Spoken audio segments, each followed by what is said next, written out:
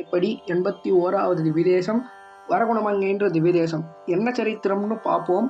இந்த க்ஷேத்திரத்திலே, அதாவது ரேவா நதிக்கரையில் புண்ணியகோஷம் என்ற அக்ரஹாரத்தில் ஒரு காலத்தில் வேதவித்துன்ற பிராமணன் இருந்தான். அவ அப்பா, அம்மா, குரு இவாளுக்கெல்லாம் பண்ண வேண்டிய கடமைகளை எல்லாம் முடிச்சுண்டு மந்திர ஜபம் பண்ணுறதுக்காக எந்த இடம் சரின்னு தேடி கொண்டிருந்தான்.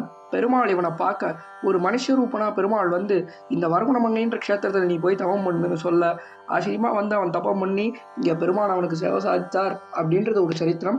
இன்னொரு சரித்திரம், இந்த க்ஷேத்திரத்திலே ரோமசர்ன்ற முனிவர் ஒரு காலத்தில் தவம் பண்ணுறதுக்கு தன்னுடைய சீடனான சத்தியவானோட வந்தார். சத்தியவான் புஷ்கரணி, அதாவது இந்த க்ஷேத்திரத்துடைய புஷ்கரணி அகனாசினி புஷ்கரணி அக்னி தீர்த்தம், இந்த தீர்த்தத்திலே குளிச்சுட்டுருக்குச்சு. இந்த கரையில் இவர் குளிச்சுட்டுருக்கார்.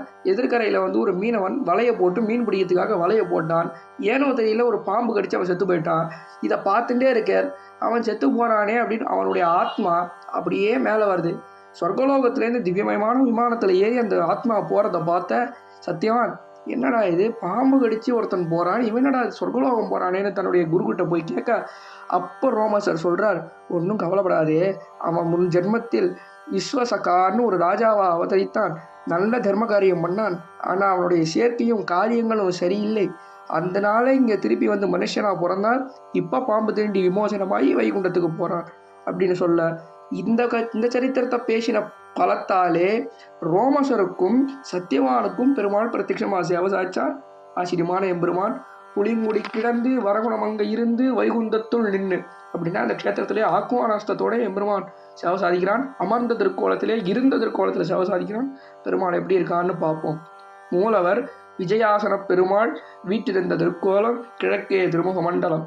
தாயார் வரகுணவல்லி தாயார், வரகுணமங்கை தாயார்னு சொல்லுவா.